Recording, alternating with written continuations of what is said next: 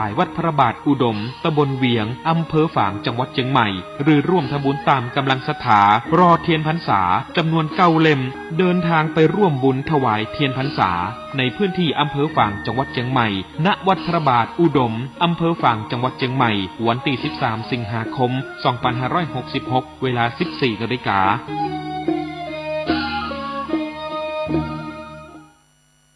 วัดฟังธรรมไหว้พระเช้าค่ำทำความดีภาวนาความวัดคันธารามทุ่งอ้ออำเภอสันป่าตองโดยพระอาจารย์พระมหาบัณฑิตญาณเมธีขอเชิญชวนพุทธศาสนิกชนร่วมฟังธรรมบรรยายพิเศษโดยท่านอาจารย์ววชิระเมธีท่านเจ้าคุณพระเมธีวชิโรดมเรื่องธรรมะในวัดเข้าพรรษาเข้าหาธรรมและร่วมกันถวายเทียนพรรษาและถวายมหาสังฆทาน129วัดนำโดยท่านนิรัตพงษ์สิทธิถาวรผู้ว่าราชการจังหวัดเชียงใหม่และคุณนายสุกุมารพงษ์สิทธิถาวรนายกเหล่ากาชาติจังหวัดเชียงใหม่ในวันเสาร์ที่29 กรกฎาคม 2566ตั้งแต่เวลา 7:30 นาทีเป็นต้นไปอย่าลืมพุทธศาสนิกชนทุกท่านเข้าร่วมงานบุญใหญ่ในวันเสาร์ที่29 กรกฎาคม 2566ตั้งแต่เวลา 7:30 นาทีเป็นต้นไปร่วมกันฟังธรรมบรรยายโดยท่านอาจารย์ววชิระเมธีเรื่องธรรมะในวัดเข้าพรรษาเข้าหาธรรมและร่วมกันถวายเทียนพรรษาถวายมหาสังฆทาน129วัดณวัดคันธารามทุ่งอ้อตำบลสันกลางอำเภอสันป่าตองจังหวัดเชียงใหม่ตั้งแต่เวลา 7:30 นาทีเป็นต้นไปข่าวสารประการประชาสัมพันธ์ประกาศเชิญชวนร่วมพิธีแสดงมุทิตาจิตฉลองปริญญาบัตรพุทธศาสตร์ดุษฎีบัณฑิตสาขาวิชาพระพุทธศาสนารุ่นที่ 18/10 กับพระครูประหลัดกิติพงศ์กิติโสพโนด็อกเตอร์เลขานุการเจ้าคณะตำบลสันทรายน้อยถึงตำบลสันพเนตรผู้ช่วยเจ้าอาวาสวัดสันขยอมตำบลสันทรายน้อยอำเภอสันทรายจังหวัดเชียงใหม่จัดงานมุทิตาวันเสาร์ที่19และวันอาทิตย์ที่20สิงหาคม 2566ก็เชิญชวนศรัทธาสาธุชนศิษยานุศิษย์ร่วมมุทิตาจิตร่วมเป็นเจ้าภาพสังฆทานเป็นเจ้าภาพโรงทานก็ติดต่อสอบถามรายละเอียดเพื่อร่วมทำบุญได้ที่0962629694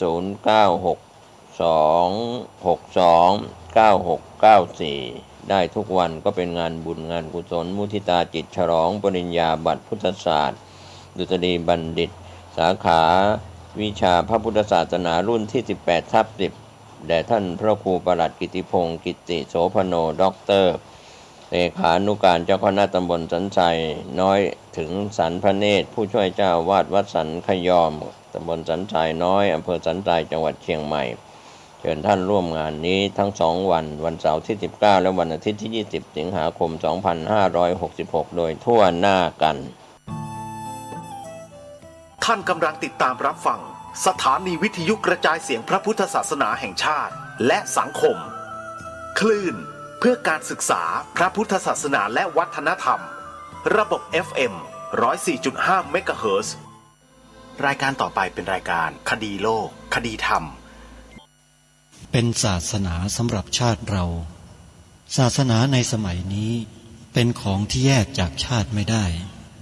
เป็นความจำเป็นที่เราทั้งหลายผู้เป็นไทยจะต้องมั่นคงอยู่ในศาสนาพระพุทธซึ่งเป็นศาสนาสำหรับชาติเราพระพุทธศาสนาก็ดีหรือศาสนาใดก็ดีที่ตั้งมั่นอยู่ได้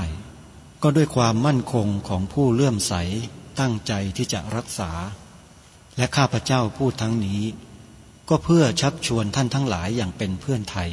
และเพื่อนพุทธศาสนิกชนด้วยกันทั้งนั้นเพื่อความมั่นคงแห่งพระพุทธศาสนาข้าพเจ้ารู้สึกว่าได้ทำหน้าที่สมควรแก่อุปถัมภ์พระพุทธศาสนาเราจะตั้งใจรักษาศาสนาของเราด้วยชีวิตและถ้าท่านตั้งใจจะช่วยข้าพเจ้าในกิจอันใหญ่นี้แล้ว ก็จะเป็นที่พอใจข้าพเจ้าเป็นอันมากเพราะฉะนั้นเป็นหน้าที่ของเราทั้งหลายที่จะช่วยกันบำรุงรักษาพระพุทธศาสนาอย่าให้เสื่อมสูญไป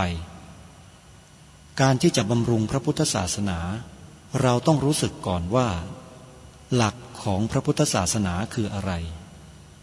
เราจะถือว่าเราเป็นไทยด้วยกันหมดเราจะต้องรักษาความเป็นไทยของเราให้ยั่งยืนเราจะต้องรักษาพระพุทธศาสนาให้ถาวรวัฒนาการอย่างที่เป็นมาแล้วหลายชั่วโคตรของเราทั้งหลาย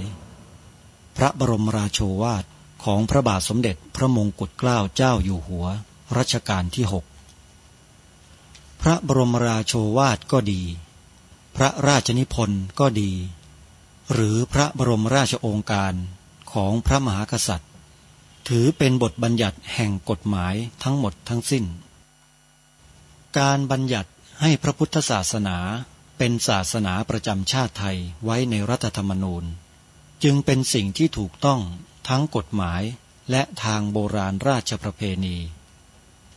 การบัญญัติให้พระพุทธศาสนาเป็นศาสนาประจำชาติไทยไว้ในรัฐธรรมนูญ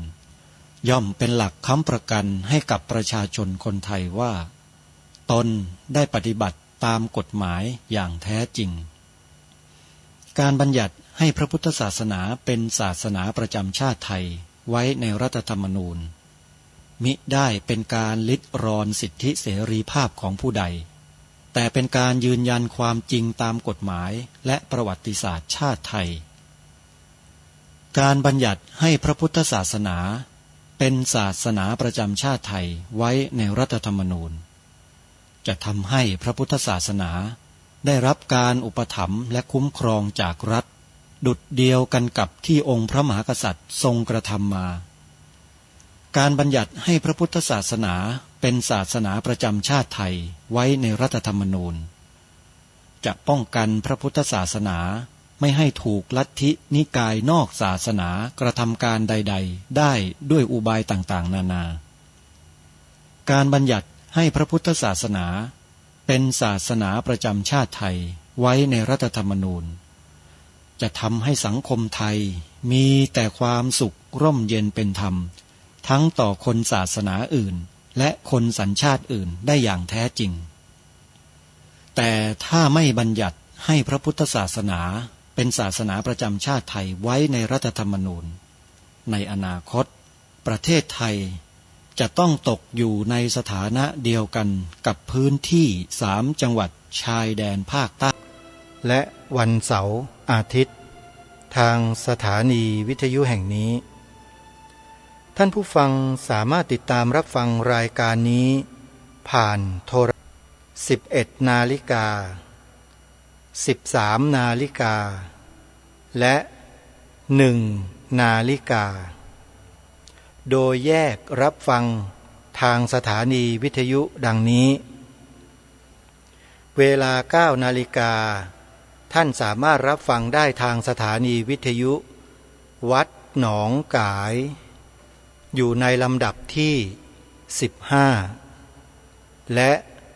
วัดอารามมงคลอยู่ในลำดับที่2เวลา 10 นาฬิกาท่านสามารถรับฟังได้ที่สถานีวิทยุวัดป่าจริยธรรมอยู่ในลำดับที่1เวลา 11 นาฬิกาท่านสามารถรับฟังได้ทางสถานีวิทยุวัดฝายหินอยู่ในลำดับที่32เวลา 13 นาฬิการับฟังได้ที่สถานีวิทยุวัดบ้านปลาคูน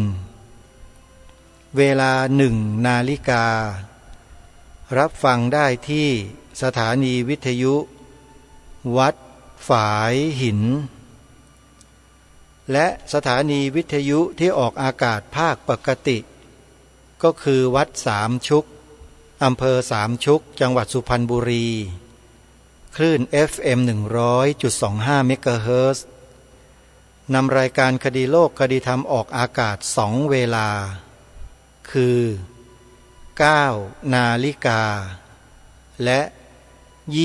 20 นาฬิกาขออนุโมทนาขอบคุณครูบาอาจารย์ทุกรูปที่นำรายการนี้เผยแพร่ออกอากาศทางสถานีวิทยุเพื่อสร้างความรู้ความเข้าใจที่ถูกต้องให้เกิดขึ้นในหมู่พุทธบริษัทของเราเพื่อระวังป้องกัน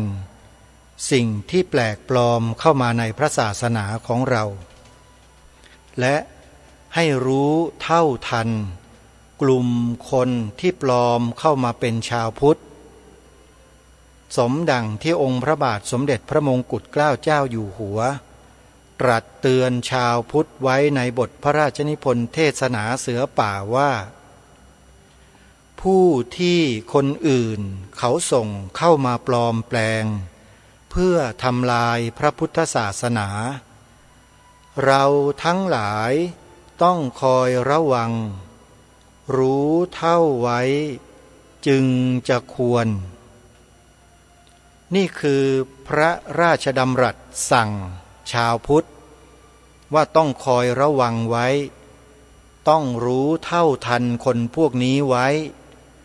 เพื่อรักษาพระศาสนาของชาติให้บริสุทธิ์ผุดพองให้มากที่สุดให้ยาวนานที่สุดเพราะฉะนั้นเราต้องช่วยกันท่านสาธุชนทั้งหลายวันนี้จะนำบทความมาอ่านต่อจากครั้งที่แล้วที่ค้างไว้ที่ผู้สัมภาษณ์ได้ตั้งเป็นคำถามต่อเนื่องและพระเดชพระคุณท่านก็ตอบคำถามนั้นซึ่งยังอยู่ในประเด็นในหัวข้อที่ท่านตั้งเอาไว้ว่าการสนทนากับตัวแทนจากสันติอโศกท่านผู้ถามพระเดชพระคุณว่าคนที่ท่านเจ้าคุณกล่าวว่าเป็นศิษย์ของสำนักสันติอโศกแต่มาอย่างไม่เปิดเผยตัวเองว่าเป็นชาวสันติอโศกในตอนแรกตอนหลังนำจดหมายของท่านโพธิรักษ์มาการที่เขาไม่อยากเปิดเผยว่าเป็นชาวสันติอโศกเป็นเพราะว่าเขาอยากจะมาศึกษาในลักษณะที่เป็นกลางๆหรือในลักษณะว่าเขาอยากจะมาสังเกตตรวจสอบท่านเจ้าคุณจะเป็นในแง่ไหนมากกว่าเจ้าคะพระเดชพระคุณท่านตอบว่าเรื่องนี้อาตมาก็ไม่รู้ใจเขาอาตมาก็มองในแง่ดีไว้ก่อนฉะนั้นเมื่ออาตมาเห็นชื่อของท่านผู้นั้นในหนังสือพิมพ์ว่าเป็นใครแล้วอาตมาก็เพียงแต่แปลกใจแม้จะนึกสงสัยในเจตนาบ้างแต่ก็คิดในทางเห็นใจไว้ก่อนอาตมาจึงเฉยๆไม่ได้มีปฏิกิริยาอะไรเลยเราอาจจะต้องดูเขาไปและก็มองเขาในแง่ดีว่าเขาอาจจะต้องการความรู้แบบกลางๆคือเมื่ออาตมาไม่รู้ว่าเขาเป็นใครก็จะได้พูดไปอย่างเต็มที่ตามที่อาตมามีความรู้สึกนึกคิดเหมือนกับที่พูดกับคนอื่นๆเขาคงคิดว่าถ้าอาตมา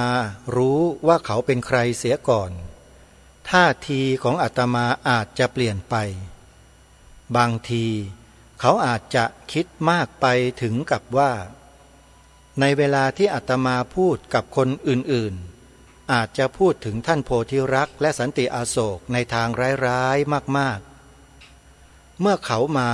โดยไม่ให้อาตมารู้ตัวอย่างนี้เขาจะได้รู้ว่าอาตมาพูดว่าเขาขนาดไหนการที่เขาเอาวิดีโอมาถ่ายภาพไปด้วยก็คงเป็นเพราะเขามีความรู้สึกตั้งใจจริงจังในเรื่องนี้มากซึ่งในแง่นี้ชาวสันติอโศกก็ควรสบายใจว่าถึงจะมาอย่างเปิดเผยตัวก็จะได้พูดจากันเต็มที่เพราะการที่ว่ากล่าวกันนี้ไม่ใช่เป็นเรื่องของการเป็นปฏิปักษ์กัน แต่เป็นการพยายามให้เกิดความจริงความถูกต้องดีงามคนในสันติอโศกที่อาตมารู้จักเคยหวังดีต่อเขาอย่างไรก็คงหวังดีอย่างนั้นไม่ได้เปลี่ยนแปลงต่อมาผู้สัมภาษณ์ก็ได้ถามพระเดชพระคุณว่าถ่ายวิดีโอในระหว่างที่ท่านสนทนาธรรมหรือว่าถ่ายวิดีโอในลักษณะไหนเจ้าคะพระเดชพระคุณท่านตอบว่าเขาได้เตรียมกล้องถ่ายและคนถ่ายมาพร้อมไว้แล้วแต่ก็ไม่ใช่ว่าจู่ๆคนถ่ายจะเข้ามาถ่ายหรือจู่โจมถ่ายเอาไปเขาก็ขออนุญาตก่อนด้วยแต่ถ้าจะให้ชัดว่าเขาขออนุญาตว่าอย่างไรอ้างเหตุผลในการขอถ่ายว่าอย่างไรก็จะต้องเล่าเรื่องมาตามลำดับให้ละเอียดขึ้นสักหน่อยแล้วก็จะเสียเวลาและกินเนื้อที่คำสัมภาษณ์มากขึ้นอีกแต่ที่สำคัญก็คือจะทำให้เกิดความรู้สึกในทางที่ไม่ดีทำไปทำมาเรื่องก็จะเอียงมาทางเป็นการเพ่งจ้องกันในทางส่วนตัวไปเสียหรือร้ายกว่านั้นก็จะมองเห็นกันเป็นปฏิปักษ์ซึ่งจะเป็นการไม่ดีและผิดวัตถุประสงค์อย่างมากเพราะการที่อาตมาเขียนหนังสือนี้หรือมาเกี่ยวข้องกับเรื่องนี้ก็มุ่งจะสร้างความเข้าใจและความชัดเจนที่จะให้เกิดความถูกต้องชอบธรรมโดยทางของความจริงและตรงไปตรงมาซึ่งเป็นประโยชน์ของส่วนรวมทั้งของพระศาสนาและของสังคมทั้งหมดไม่ใช่เป็นเรื่องส่วนตัวเพราะฉะนั้นก็ขอให้วางใจวางท่าทีในเรื่องนี้กันไว้ให้ถูกต้องสิ่งที่เขาถ่ายนั้นก็คือขณะที่กลุ่มสนทนากับอาตมาอยู่ในศาลาคนถ่ายก็ถ่ายบริเวณนอกศาลาแต่จะถ่ายที่ไหนบ้างก็ไม่ทราบเพราะสนทนากันอยู่ไม่ได้มองดูหลังจากถ่ายข้างนอกแล้วเขาก็มาถ่ายอาตมาขณะที่สนทนาอยู่ดูเหมือนว่าเขาจะถ่ายเฉพาะอาตมากับพระที่นั่งอยู่ด้วยไม่ได้ถ่ายภาพคณะของเขาเองที่มาสนทนามีญาติโยมบางท่านเมื่อทราบว่าเขาถ่ายวิดีโอเอาไปด้วยก็เป็นห่วงและเตือนว่าควรระวังเพราะเวลานี้เทคนิคด้านนี้เจริญก้าวหน้ามากเขาอาจจะเอาไปตัดต่อทำอย่างไรก็ได้จะเกิดความเสียหายได้อาตมาก็ขอให้มองในแง่ดีไว้ก่อนและก็เงียบๆเฉยๆเรื่อยมาอย่างที่ว่ามาแล้วแต่ก็เห็นว่าถ้าได้นำสำเนาวิดีโอนั้นมาเก็บไว้ก็จะเป็นการดีอย่างหนึ่งก็จึงได้เขียนจดหมายไปขอถ่ายสำเนาวิดีโอแต่จดหมายถูกไปรษณีย์ตีกลับมาไม่มีที่ผู้รับหลังจากนั้นก็ยังไม่ได้พยายามอะไรอีกถึงแม้เวลานี้อาตมาจะมีความรู้สึกแคลงใจในเจตนาของเขามากขึ้นจากเรื่องที่ปรากฏต่อมาเช่นหนังสือต่างๆที่ออกมาแต่ก็ยังมีความรู้สึกในทางดีแง่อื่นๆอยู่อีกและยังหวังว่าคนที่มีความตั้งใจจริงจังอย่างนี้ถ้าหันมาพูดกันตรงๆปรับความเห็นความเข้าใจให้ถูกต้องพอดีแล้วมาร่วมมือกันทำงานก็จะเป็นประโยชน์แก่พระศาสนาและสังคมได้มากเพราะคนที่ตั้งใจทำอะไรจริงจังนั้นถ้าไม่ใช่ทำด้วยคลั่งไคล้หลงไปก็เป็นคนที่สังคมของเรากำลังขาดแคลนและต้องการมากผู้สัมภาษณ์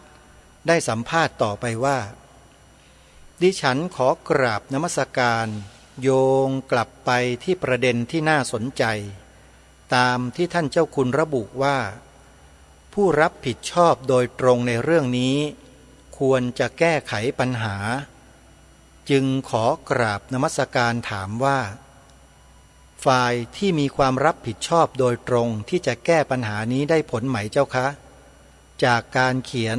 กรณีสันติอโศกของท่านเจ้าคุณ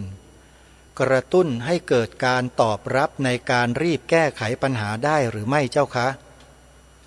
ท่านเจ้าคุณก็ตอบว่าก็ไม่เห็นอะไรเกิดขึ้นอะไรก็เดินไปอย่างเก่าเราก็ยังพูดปรารภกันอยู่เรื่อยจนบัดนี้ว่าทำไม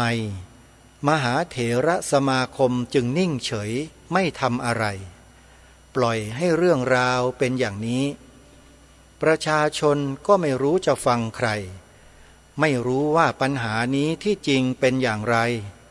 อะไรจะเกิดขึ้นปรับใจไม่ถูกผู้สัมภาษณ์ถามต่อว่าเมื่อพิจารณาโดยโยงกับเรื่องเมื่อกี้ที่ท่านเจ้าคุณกรุณาเล่าให้ฟังก็ทำให้มองเห็นว่าตอนนี้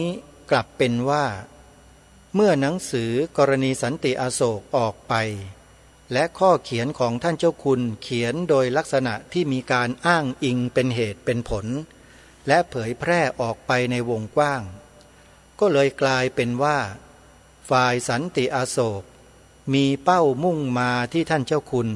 และมหาเถระสมาคมแทนที่จะมุ่งแก้ไขปัญหาต่างๆทางด้านคณะสงฆ์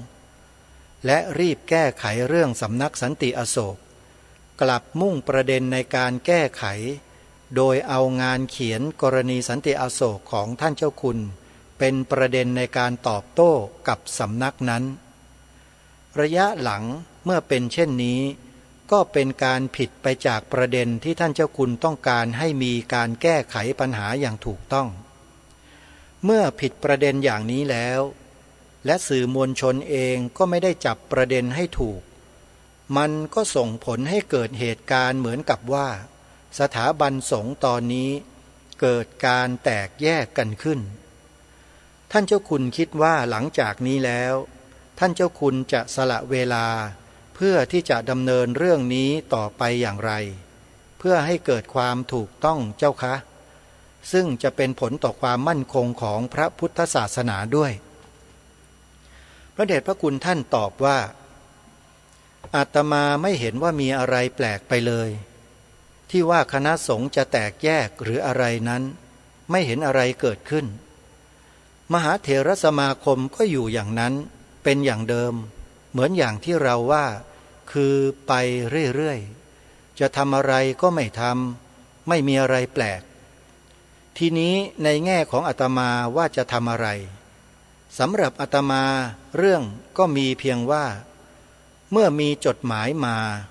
ถ้ามีเวลาอาตมาก็จะตอบแต่ช่วงนี้ยังไม่มีเวลางานเต็มแน่นและมีงานเร่งเฉพาะหน้าอยู่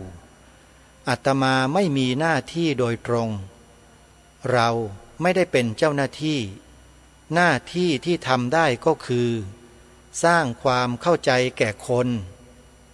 หนังสือกรณีสันติอโศกนี้มีวัตถุประสงค์ที่จะสร้างความเข้าใจที่ถูกต้องแก่ประชาชนเท่าที่จะทำได้ซึ่งอาจจะรวมตลอดไปถึงแม้แต่ท่านโพธิรักษ์ด้วยและชักชวนให้หันมาพูดจากันให้ตรงประเด็นตรงปัญหาแล้วก็พูดกันโดยวิธีของเหตุผลและข้อเท็จจริงเราทำได้แค่นี้ถึงแม้จะถือว่าอาตมามีหน้าที่ในแง่ที่เป็นพระสงฆ์ซึ่งต้องรับผิดชอบต่อพระศาสนาแต่เราไม่มีหน้าที่ในฝ่ายปฏิบัติการจะไปดำเนินการอะไรก็ยากโยมอุบาสิกาก็ถามต่อว่าแต่มีข้อสังเกตว่า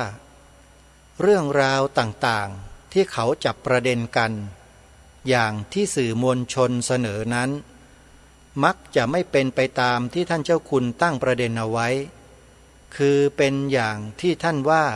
ได้แต่กล่าวเหน็บแนมบ้างพูดไม่ตรงจุดบ้าง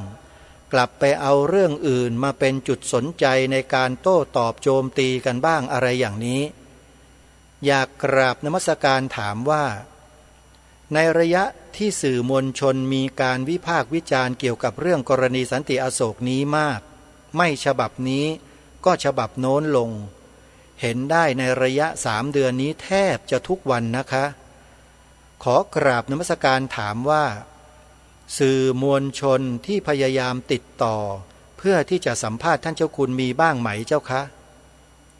พระเดชพระคุณท่านตอบว่ามีบ้างแต่น้อยและอาตมาก็ไม่ให้สัมภาษณ์เลยเพราะอาตมาถือว่า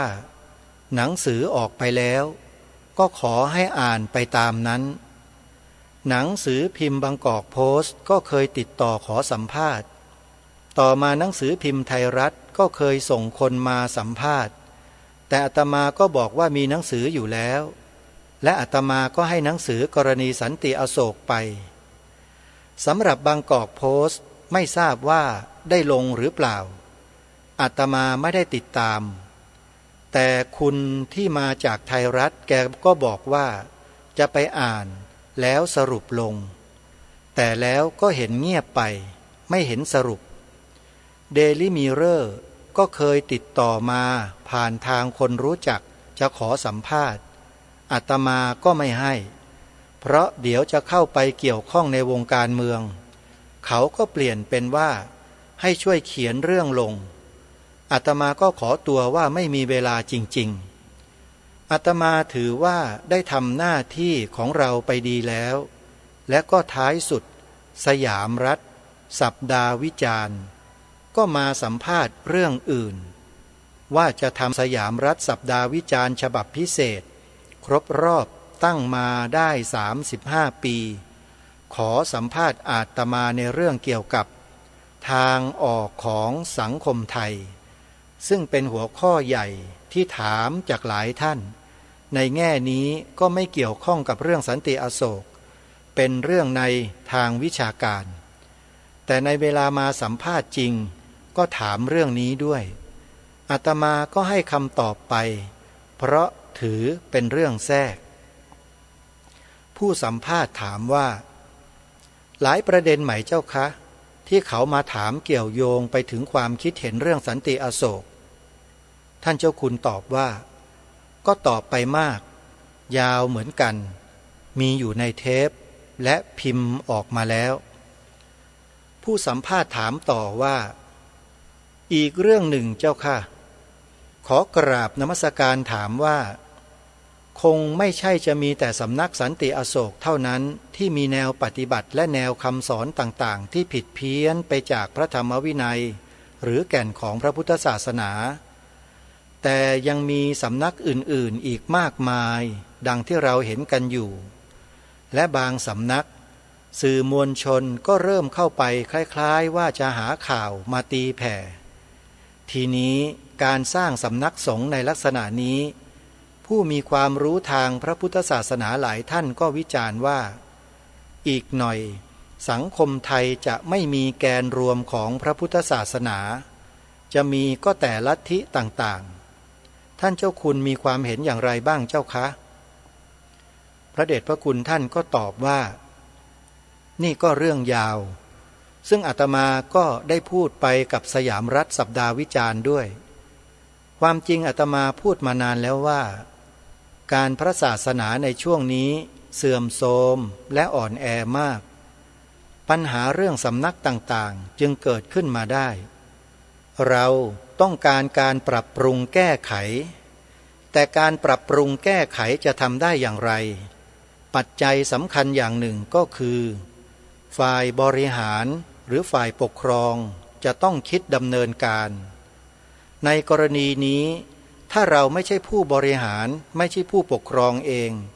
ก็ยากที่จะทำอะไรได้ก็ได้แต่พูดพยายามให้เขาเห็นความสำคัญและตื่นขึ้นมาทำส่วนที่เราจะทำได้ก็เป็นเรื่องกิจกรรมเล็กๆน้อยๆในขอบเขตเท่าที่เราพร้อมซึ่งเราก็พยายามทำของเราไปการที่พระทั่วไปในระดับล่างลงมานี้ได้เกิดความตื่นตัวเกิดความสำนึกกันขึ้นมาเอง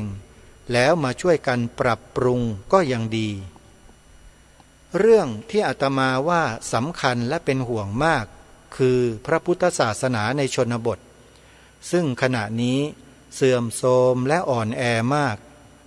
พระที่บวชเข้ามาส่วนมากไม่ได้รับการศึกษาเมื่อไม่ได้รับการศึกษาก็ไม่มีหลักในการดำเนินชีวิตอย่างพระในการที่จะบำรุงรักษาวัดทำกิจพระศาสนาหรือแม้แต่จะประคับประคองตัวเองให้อยู่ในความประพฤติที่ดีงามถูกต้องบวชเข้ามาแล้วก็ได้แต่ทำพิธีกรรมบางทีแม้แต่พิธีกรรมก็ไม่รู้ต้องอาศัยมัคคณายกและชาวบ้านมาสอนให้อีกที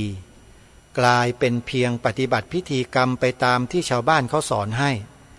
และทำหน้าที่นั่งเป็นประธานให้เขาทีนี้เมื่อมีกลุ่ม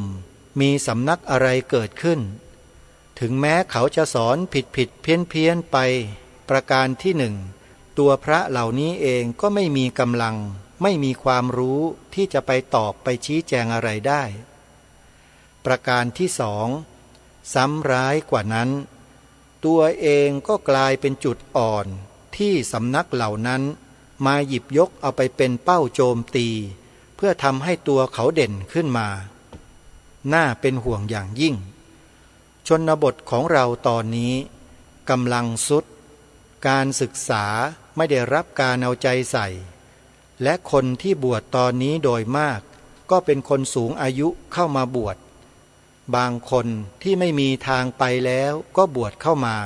เพื่อหาเลี้ยงชีพเป็นอยู่ถ้าไม่ใช่อย่างนั้นก็เป็นพวกที่อายุมากต้องการพักผ่อนงานการอาชีพควรจะหยุดก็เข้ามาบวชเพื่อพักผ่อนสองพวกนี้ไม่ได้มีความตั้งใจที่จะเล่าเรียนศึกษาและก็ไม่มีที่จะให้เล่าเรียนด้วยก็สักแต่ว่ามาอยู่กับวัดเราจะเห็นว่าปัจจุบันนี้มีวัดหลวงตาเกิดขึ้นมากมายทั่วประเทศไทยซึ่งพระที่อยู่อายุมากแต่เมื่อไปถามแล้วก็เพิ่งบวชได้แค่พรรษา2 พรรษาไม่มีประสิทธิภาพในการที่จะปฏิบัติกิจการพระศาสนาอะไรเลยเป็นส่วนที่จะทำให้เกิดปัญหามากกว่าจะมีผลดีแต่ก็ขอบคุณท่านอยู่หน่อยที่ช่วยกันรักษาวัดไว้ให้ในขณะที่เราขาดแคลนพระที่มีคุณภาพสำหรับผู้ที่บวชมาเพื่อพักผ่อนก็ยังดีกว่าพวกที่บวชเข้ามาเพราะไม่มีทางไปในการเลี้ยงชีพพวกหลังนี้จะทำให้เกิดความเสียหายมากเมื่อมาบวชแล้วแกก็ต้องการหาเลี้ยงชีพประชาชนก็ไม่มีความรู้แกก็อาศัยความไม่รู้ของประชาชนเป็นเหยื่อในการที่จะประกอบสิ่งที่เรียกว่าเดียรฉานวิชาและไสยศาสตร์เมื่อชาวบ้านมาเชื่อถืองมงายพระพวกนี้ก็ได้ลาภได้ผลส่วนตัวไปแต่ทำให้พระพุทธศาสนาส่วนรวมเสื่อมเสียและไม่เสื่อมเสียเพียงแค่นั้นกลุ่มอื่นก็เข้ามายกเอาเป็นจุดอ่อนโจมตีเวลานี้ยิ่งหนักไปกว่านั้นอีกมีคนปลอมตัวเป็นพระเป็นชีลงมาจากต่างจังหวัดเข้ามาเรี่ยไร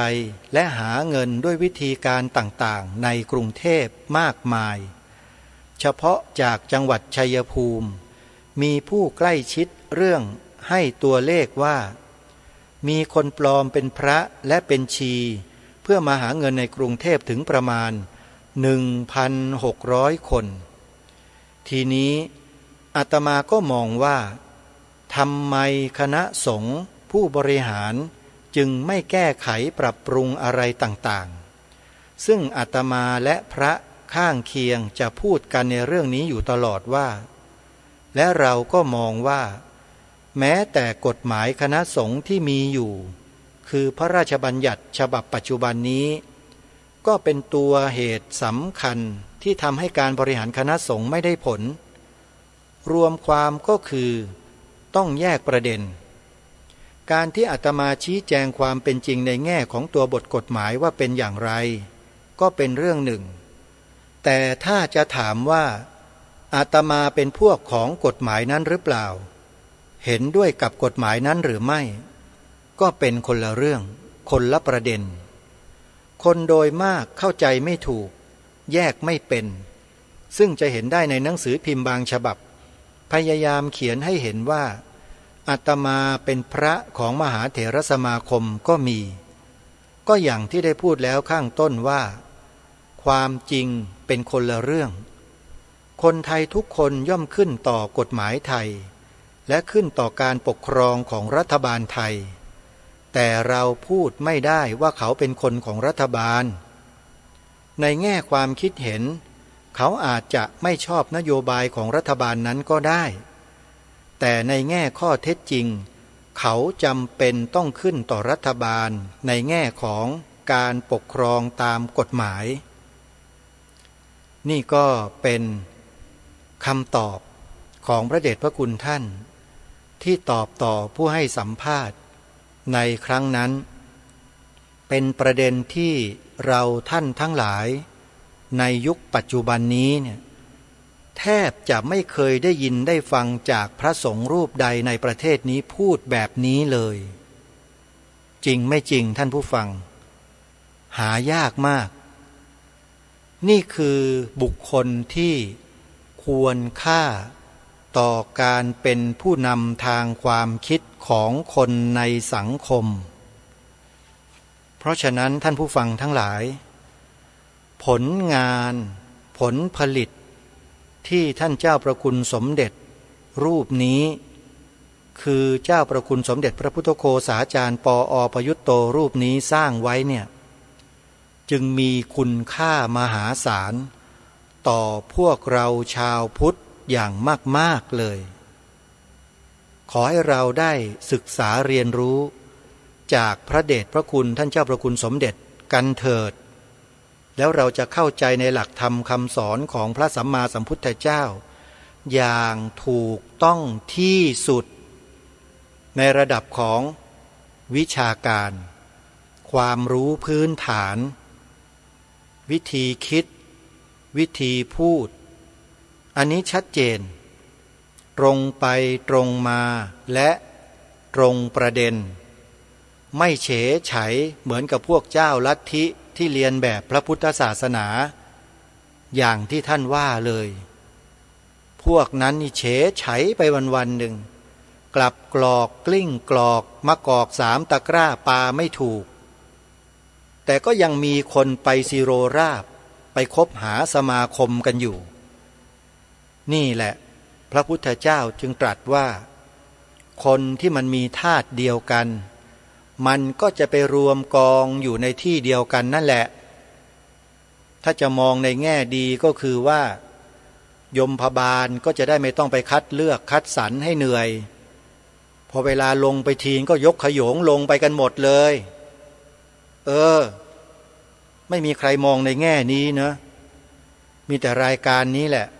ที่มองอยู่เป็นประจำเลยที่มองอยู่อย่างนี้ก็เพราะเหตุว่าตรงตามเหตุผลที่ท่านเจ้าประคุณสมเด็จพระพุทธโฆษาจารย์ได้เขียนไว้บันทึกไว้ในหนังสือกรณีสันติอโศกนี่แหละเป็นบทเรียนเป็นแบบเรียนสำหรับชาวพุทธที่ดีที่สุดทั้งพระภิกษุสามเณรแม่ชีอุบาสกอุบาสิกาควรอ่านควรศึกษากันให้เยอะๆถ้าท่านไม่รู้จะไปอ่านที่ไหนให้ท่านพิมพ์เข้าไปใน Google ไปหาใน Google แล้วเอาขึ้นมาอ่านได้เลยนะสนใจไหมโยมถ้าสนใจนะให้โยมจดชื่อหนังสือเล่มนี้เอาไว้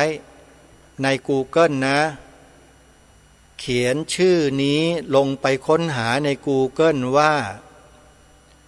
แรงจูงใจในการเขียนกรณีสันติอโศกแรงจูงใจในการเขียนกรณีสันติอโศกแล้วพวกเราจะรู้จักสันติอโศกอย่างชัด แจ่มแจ้งแดงแจ๋เลยว่าสันติอโศกจริงๆแท้ๆแล้วคืออะไรนี่แหละจากหนังสือเล่มนี้แหละอย่าลืมช่วยกันส่งต่อช่วยกันเผยแพร่ให้พี่น้องชาวพุทธกันด้วยนะบันทึกคัดลอกลิงก์ที่อยู่ในแถบช่องแคบๆที่เป็นตัวหนังสือนะโยมก๊อปปี้ไปเลยแล้วก็เอาไปลงในไลน์ส่งต่อลงใน Facebook ต่อลงใน Instagram ลงใน Google ลงในTikTok ลงใน Twitter ลงในก๊อปปี้แล้วไปลงให้หมดเลยโยมเผยแพร่กันเยอะๆช่วยกันคนละไม้คนละมือนะชาวพุทธจะต้องช่วยกันเพราะนี่คือหน้าที่ไงเขาเรียกว่าหน้าที่ชี้แจงแสดงความถูกต้องสิ่งที่ไม่ถูกต้องมันอยู่ไม่ได้โยมถ้าพวกเราช่วยกันเนี่ย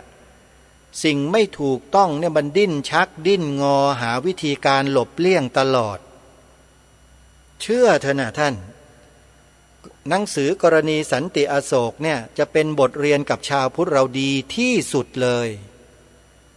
อาตมาภาพยืนยันเลยเนี่ยตั้งแต่อ่านมาให้ท่านทั้งหลายได้ฟังในรายการเนี่ยได้ข้อคิดได้มุมมองได้อะไรความจริงหลายอย่างเลยกับกรณีดังกล่าวเนี่ยทำให้เรารู้เช่นเห็นชาติใครบางคนด้วยที่เข้ามาในพระพุทธศาสนาของเราแล้วมากระทำการอะไรต่อมิอะไรให้เกิดการปั่นป่วนในหมู่พี่น้องพุทธบริษัทของเราเนี่ยเห็นชัดเลยท่านเพราะฉะนั้นช่วยกันนะช่วยกันเผยแพร่ช่วยกันส่งต่อช่วยกันบอกพี่น้องชาวพุทธของเราทั้งบรรพชิตและคฤหัสถ์ให้หันมาศึกษาหนังสือเล่มนี้กันอ่านด้วยวินิจวิเคราะห์อ่านด้วยโยนิโสมนสิการอ่านด้วยจิตใจที่เป็นกลางไม่มีอคติอย่าไปเกลียดอย่าไปชังอย่าไปรักอย่าไปหลงไม่ว่าใครทั้งนั้นแหละใช้ความเป็นกลางของเราเนี่ยศึกษาหาอ่านหนังสือเล่มนี้ใครพิมพ์ไปดูใน Google นะเดี๋ยวจะบอกชื่ออีกครั้งหนึ่งนะใน Google นะพิมพ์ชื่อนี้นะแรงจูงใจในการเขียนกรณีสันติอโศกอโศกไม่มีสระอะนะโยมออ่างตัวเดียวสระโอสอศาลากอไก่นะฮะใน Google แล้วก็ขึ้นมาเลยทีนี้เมื่อขึ้นมาแล้วญาติโยมต้องดูที่ตัวชื่อเว็บไซต์ด้วยนะดูได้ในชื่อเว็บไซต์ว่า www.payutto.net ชื่อนี้นะโยมสังเกตดูชื่อข้างบนนิดนึงที่เป็นตัวอักษรภาษาอังกฤษpayutto.net payutto.net นั่นแหละคือบทความที่อาตมาภาพกำลังอ่านออกอากาศให้ทุกท่านได้ฟังกันอยู่นี่แหละวันนี้เวลาของรายการหมดลงแล้วท่านผู้ฟังไว้พรุ่งนี้เรามาฟังกันต่อขอความสุขความสวัสดีในธรรมแห่งองค์สมเด็จพระบรมศาสดาสัมมาสัมพุทธเจ้าจงปรากฏเกิดมีขึ้นในจิตใจของท่านผู้ฟังทุกท่านทุกคนเทอญ